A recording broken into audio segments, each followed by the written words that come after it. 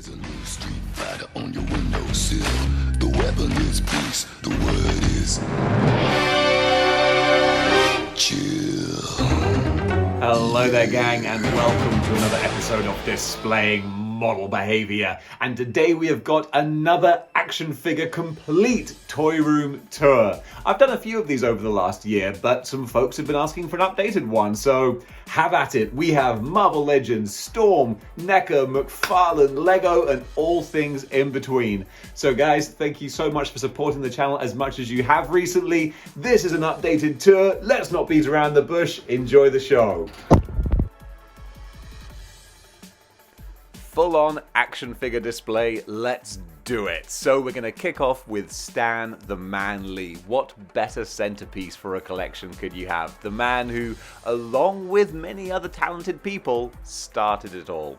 If we got like a Jack Kirby or a Steve Ditko figure, that would be really fun to add next to Stan the Man. And then going out from Stan, we have the heavy hitters of the Avengers. Of course, the classic trinity of Cap, Thor, Iron Man, and then of course you bring on the Hulk with them as well. Now we're going to spiral out from the main Avengers, going across to the Fantastic Four, Marvel's first family, with Retro Doom there as well. It's such a great full-on retro set, even if Namor has his more modern beard, but I just prefer that look to him. Now we're going to take in some of the secondary kind of Avengers members like Hawkeye, Scarlet Witch, the Wasp there, and that sort of rounds out the main team. But now we got a few of the villains over to the other side. So you got the new MODOK, who looks amazing, Absorbing Man, Loki, who I think we desperately need a new decent version of because that figure always felt a bit cheap. And now we're going to go further out into the wider Marvel universe with, of course, the amazing Spider-Man. And this is one of my favorite sections of Marvel Legends. You've got the two women in his life there, and then all of his biggest, baddest rogues. So we've got the Sinister Six, we've got the beautiful Sandman Baff, who I still think, you know, that new Sandman looks okay, but let's face it, the Baff is just so big and amazing. Got Vulture above everything. When I get the new Watcher, or the re-released Select Watcher, that's going to go up there, which will look fantastic. We've got the Rhino Build-A-Figure. I'm very interested to see what the new Rhino might look like, because they're hinting that we'll be getting one in the retro wave pretty soon. Then we've got Beetle, who's kind of grounded. I need to get a flight stand for him. The big old Lizard, who again we may see a new version of. They're definitely going in that direction. But that's my Spider-Man set, and I love that there, with Goblin menacing them all. And you can see it spirals out from the 60s, now spiraling out to the 70s and 80s. So we're going to go across, and you see we've got Morbius and Six-Armed Spider-Man, so they kind of go hand in hand together. You got Scorpion up there, who's kind of classic as well, actually, but still, you got to bridge out into the 70s and 80s. We've got Jackal and Punisher next to each other, and of course, I think Punisher's first appearance was when he was trying to take out the Jackal, so that works. And with Hobgoblin, we're well and truly into the 80s now, with the Prowler, White Rabbit, and Frogman making that kind of zoo crew there. Cloak and Dagger, a bit of mutant representation, and Doppelganger, like a nice cheese. He pairs well with Demo Goblin, who also pairs well with Hobgoblin. They're a great sort of trinity of figures. Then the more modern Morbius, so well into the 90s, along with Silver Sable's Wild Pack. So Puma, Paladin, they go really well together. I need to put the beige Raft Sandman with them as well. Little note to myself there to do that. But that's the sort of 70s and 80s. And if we go across to the other side, we're still going out to 70s, 80s with Stiltman, Suited Chameleon, Black Cat, and then we have the classic Bullseye and Electro with the Hand Ninja, a very 70s Ghost Rider. But you see with Ghost Rider, we've got Spider-Man and of course Grey Hulk. So with Wolverine, they would make the replacement Fantastic Four, which takes us into the 90s with the evolution of Venom. We've got black-suited Spider-Man, Eddie Brock, and of course the big monstrous Venom. The gorgeous Moon Knight there with all three sickles. All is right with the world. Now then, we're going down into the further 90s with Firestar, who I should pair up the Retro Iceman with her to give the amazing friends. That's a knockoff Spider-Man 2099, who I won't be updating because what's the point? It's the same body, so who cares? There's the modern Black Cat, so that's more of a 90s Black Cat there. The little animals there are kind of cute. We've got Deathlock, who you have to put next to Cyborg Spider-Man. They go together just like they do on the front cover of that issue where he appears. Nova there, just connecting with the New Warriors, with, oh gosh, the masked dude. I forget his name, that's crazy. What is it? No, it's gone. That's going to drive me bonkers. You know what? Move on. It'll come back to me. Rage! There we go. It was Rage with Darkhawk behind him there. Got the Life Foundation symbiotes, and that kind of does it with Thunderstrike there for the main 90s collection. But, whew, that's one of my favorite sets right there. And for a top shelf, that is kind of my centerpiece, I suppose, of the collection. So there you have Professor X with the kit-bashed head from the House of X-Wave. I really like the swirly kind of psychic effects that he has. It's so much better than the ridiculous-looking splat that the hover chair Professor X came with for the psychic effect. I think that one's so much more effective. We have the tan costume Wolverine, because I wanted to save the blue costume one for more of the further 90s set. That's how he appeared in X-Men 1, so I really dig that. Got the love triangle Cyclops there. I've got Sunfire in with these guys because I didn't really know where else to put him, and he appears in X-Men #1 briefly, so that kind of works. Then we have Rogue, my goodness, one of the biggest grails for the longest time. Not so much so now, she's easier to get hold of. And Jubilee, whose glasses I glued to her head because they were falling off all the time. Speaking of falling, Iceman there, I have in the crouching position because with that gummy kind of plastic, he could never stay up for longer than 5 seconds, and that's one of my favorite shelves. Speaking of favorite shelves though, a further extension of that, we have X-Force and X-Factor, which has changed slightly as I've sold the Domino that I had because someone did point out that she is the modern version, and of course we're getting the 90s one soon. So I can't wait to add 90s Domino to go next to Cable there. And as for Cannonball, who comes with her, will I swap out the legs Cannonball with the one that I currently have? I don't know, because to be honest, I really kind of dig the crazy blast effect Cannonball. But still, I'm really happy with this set as it is. I haven't got Multiple Man because I can't afford a crazy price for Multiple Man, but we'll just have to do without him. But with these guys together, the two teams side by side, I think they look really cool. So I'm hoping that they're going to add more of the classic characters to round out and finish off these guys because they look awesome together. Now we have 90s Spider-Man, essentially the Clone Saga, and oh gosh, this might be my favorite shelf. The only one to feature full-on custom figures, the beautiful custom Kane there, and of course the gigantic, massive Spider-Side. I love these guys so much. I put the modern Mary Jane here because she features so heavily during the Clone Saga and she's a real integral part. She is the rock for Peter Parker. We've got the Spider Carnage there. Love that guy, and the Ben Reilly actually appears later. I threw in Mysterio and Sandman because they feature during Ben Reilly's time as Spider-Man, so they kind of fit quite well there for double characters. And similarly, the black and white Spider-Man, Negative Zone Spider-Man, he appears shortly after Peter takes up the mantle again. The symbiotes, Venom and Carnage, they always feature prominently in the mid-90s, and you had the Planet of the Symbiotes crossover, which was really good fun. Armored Daredevil, he kind of pops up just before the Clone Saga as Peter's wrestling with his sanity, and of course, it was the Green Goblin behind it all along. Unbelievable. Now, I was starting to get ahead of myself going into the 90s because we do still have classic X-Men villains with the Brotherhood here, with Juggernaut in the back as well, so kind of going back to the 60s a bit. I know that X-Factor and Avengers could also be homes for Scarlet Witch and Quicksilver, but I wanted some classic X-Men villain representation here. I would love to get a re-release of the blue and yellow costume X-Men to go with them, that would be great. Nimrod hiding in the back there. I need to just boost him up a little bit so that he can get some more line of sight, basically.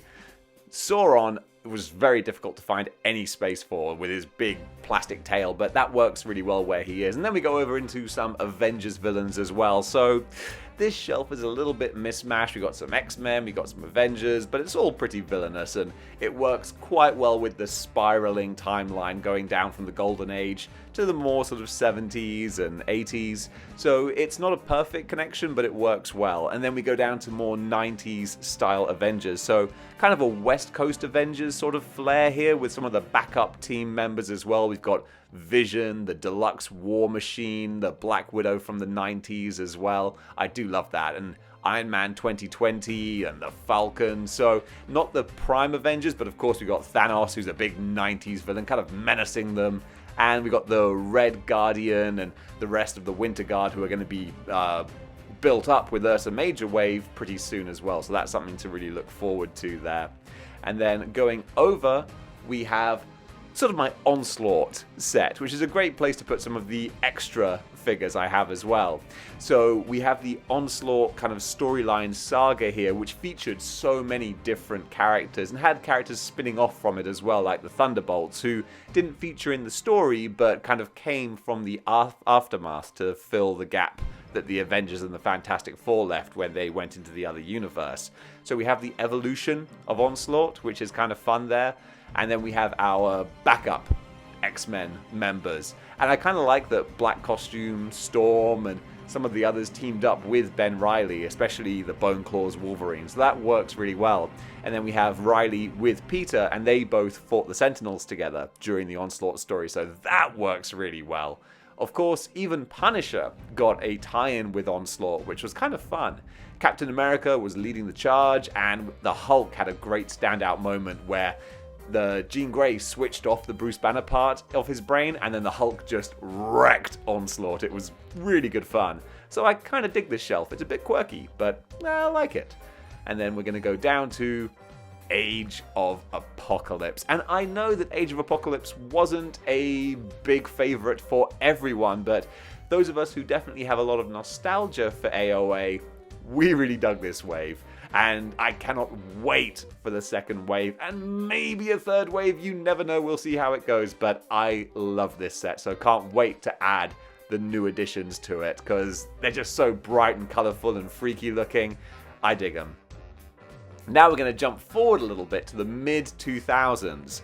We have Dark Reign, so we've got Dark Avengers, we've got Norman Osborn's Thunderbolts. That's kind of the theme going here. So there's a bit of a gap of the early 2000s where there wasn't really much happening, I feel, that, the action figures sort of present.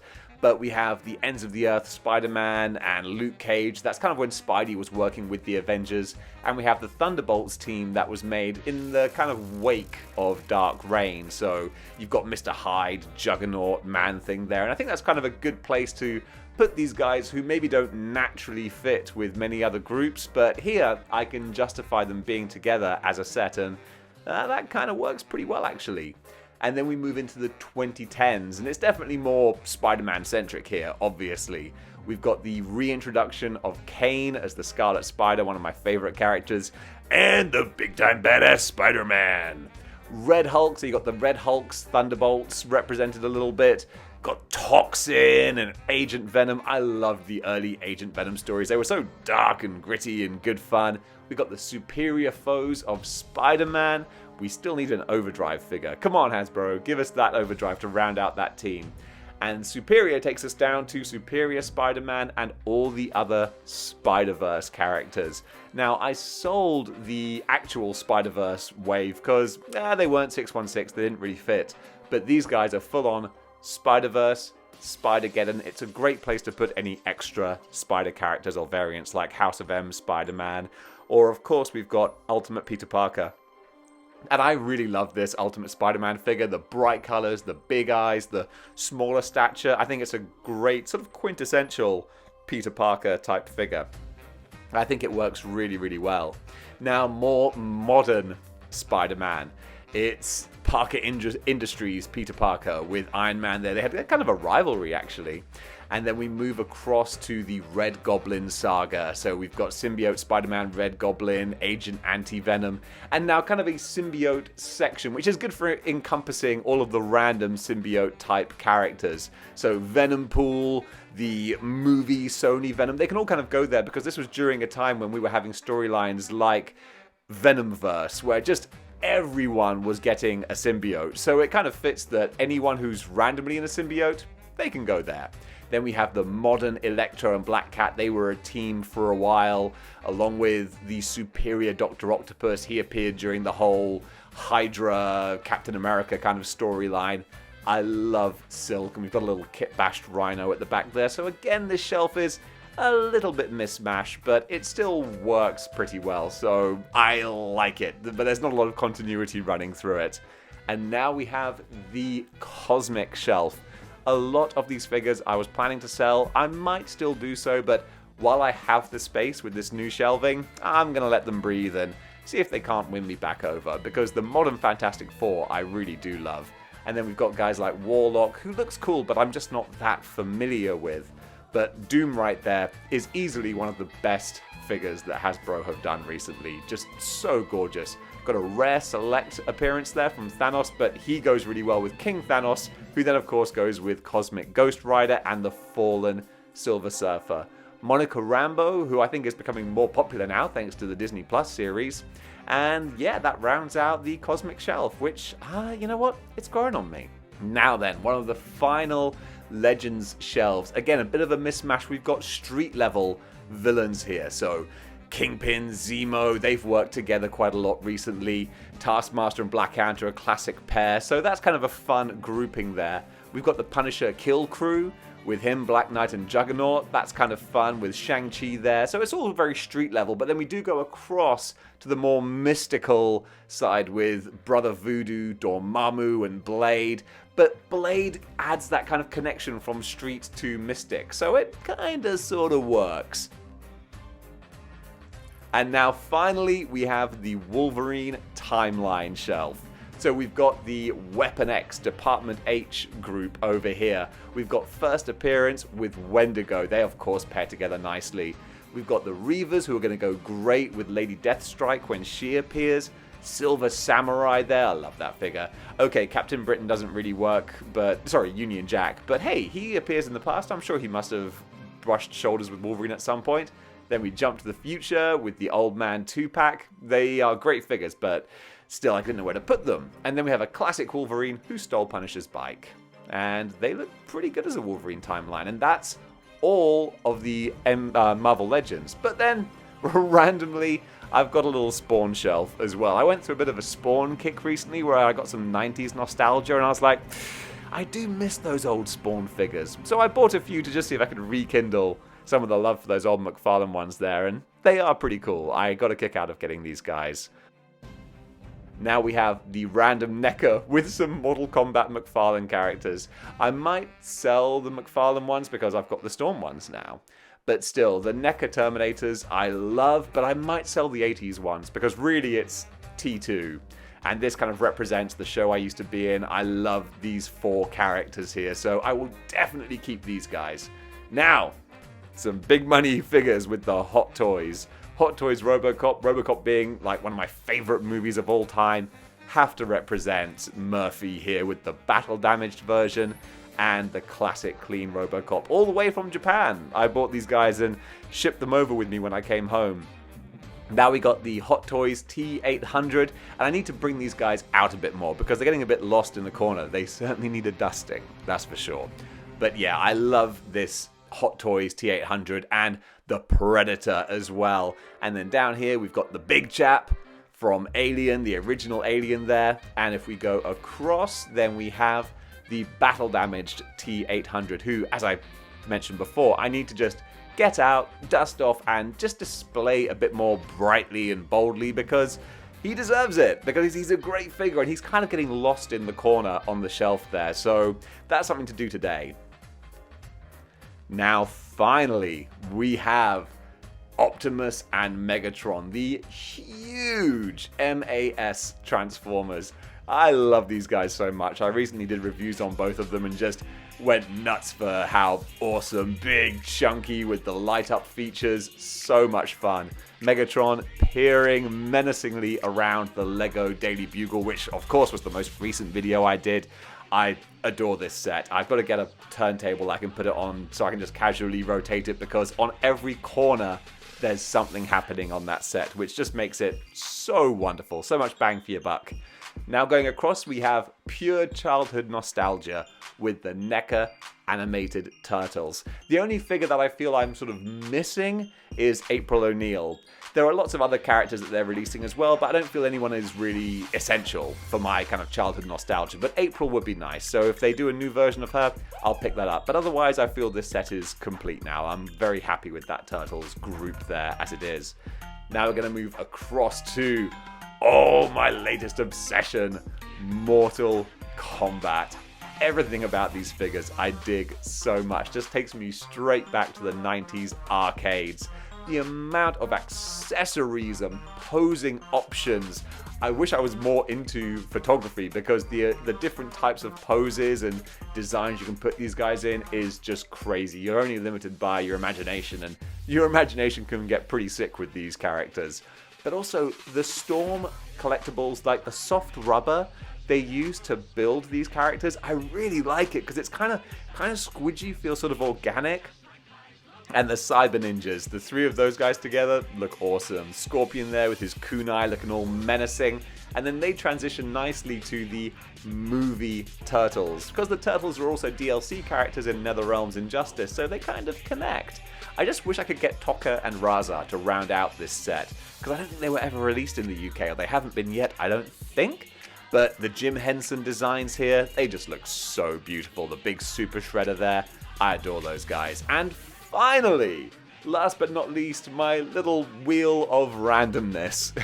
We have Streets of Rage Axel Stone, one of my favorite figures of the entire collection. I so desperately hope that we get some more Streets of Rage figures.